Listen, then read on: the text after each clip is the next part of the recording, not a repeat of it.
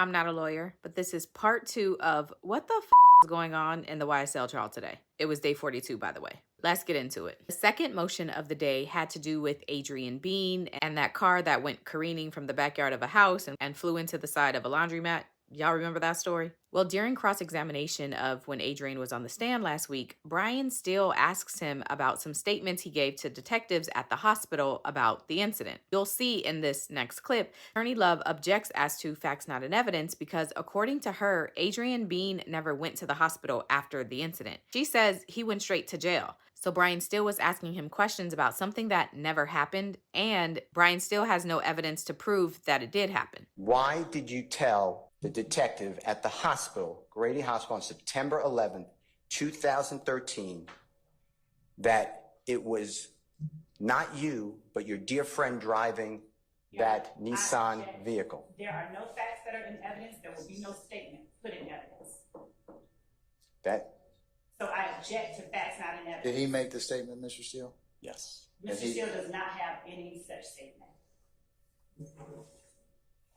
And there is no evidence that will say. Can I see it? Spoiler alert, Brian Steele never shows the judge anything to back up what he's saying. So the judge takes Brian Steele at his good faith word and allows him to continue with his line of questioning about the hospital and the statement. Fast forward to today. Attorney Love is arguing to the judge that all of the questions and the answers regarding this hospital statement should be stricken from the record because, again, according to her, Adrian Bean never went to the hospital. He never gave a statement at the hospital, and the way Brian Steele was asking those questions, knowing there was never a statement, was improper and unethical. No one questioned Mr. Bean at the hospital about this incident. And Your Honor, he also 28 times has asked, when you talk to your wife on an unrecorded line at Grady Hospital, there's no evidence that he did that. There's no evidence that will come in, and there's no evidence that Mr. Steele can bring to the court. And if he does, I would ask that he proffer it. So, Your Honor, the problem that I have is, one, Mr. Steele is improperly suggesting to the jury, planting in the jury's mind, that this witness made certain statements to the police at the hospital when he did not.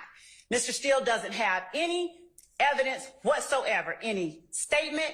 He doesn't have any recording. He doesn't have anything. He has not asked the witness.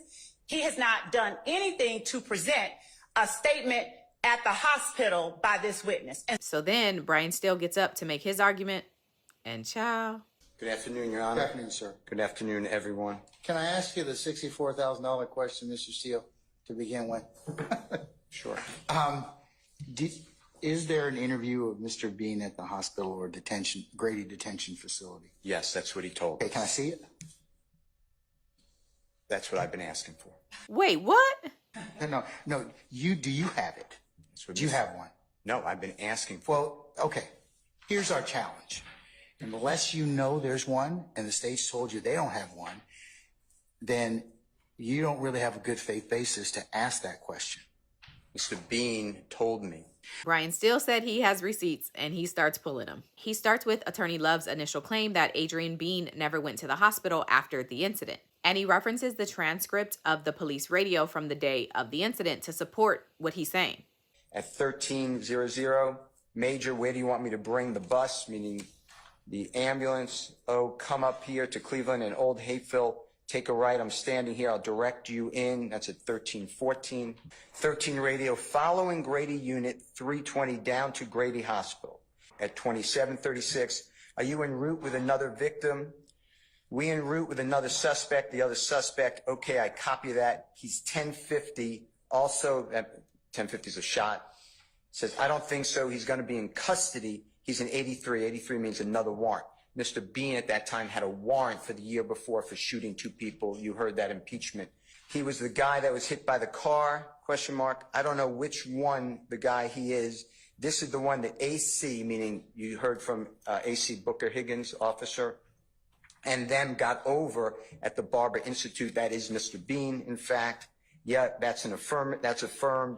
We got the 83, that's Mr. Bean, down here at Grady, and that's at 2827. So I knew he was at Grady.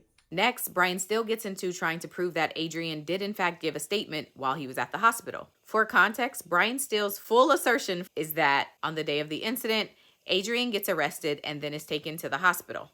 Once he got there, one of the detectives goes in to get his statement. But that detective tells Adrian, allegedly, that if he wants to get out of jail, he needs to change his story and his statement to say that young thug was also in the car with all of them. So 6 days after the incident and after the alleged first statement, 2 other detectives go out to take Adrian's second statement. But they throw away the first statement and say that the second statement is actually the first. Did y'all follow that? But the problem, according to Brian Steele, is that in this first statement, Adrian mentions that he already spoke to detectives prior to this. December 17, 2013, recorded interrogation, Detective David Quinn, Adrian Bean states as follows. Yes, sir.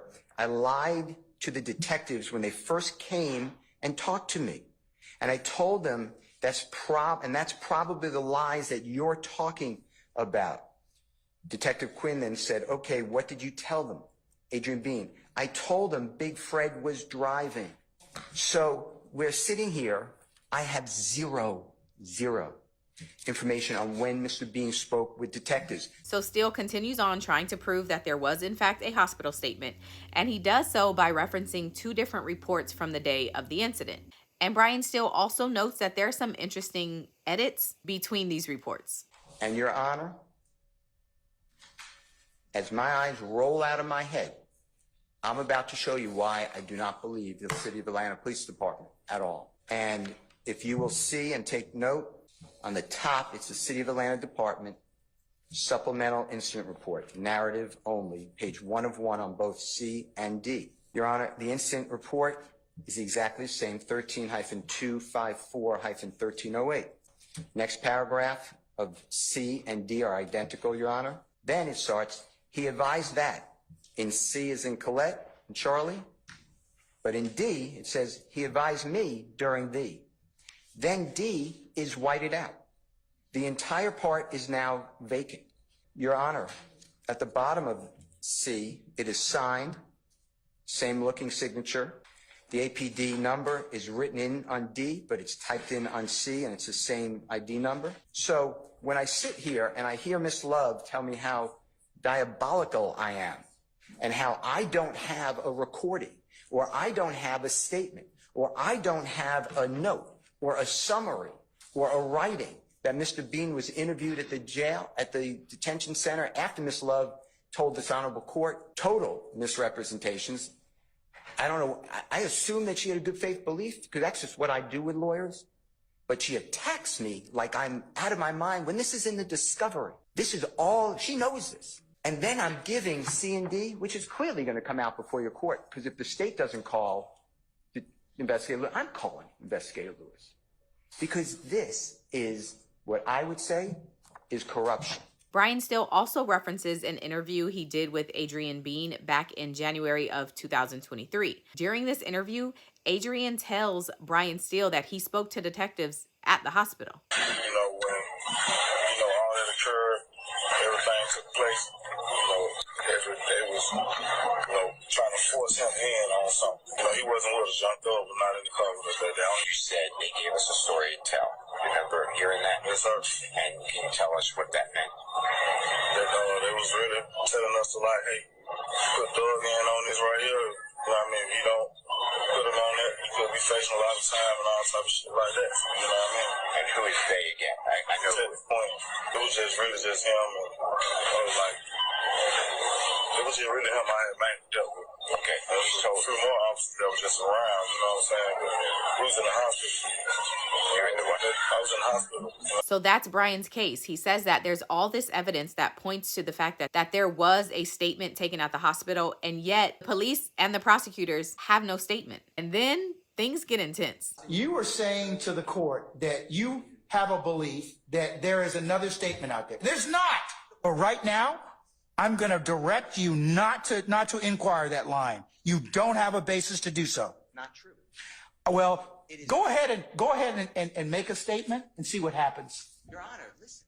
Go ahead and make the statement in contravention to what I've just told you, and I'm telling you that you will have some problems in front of me. After a ton of back and forth, the judge doesn't make a ruling. So I don't know how this is going to work.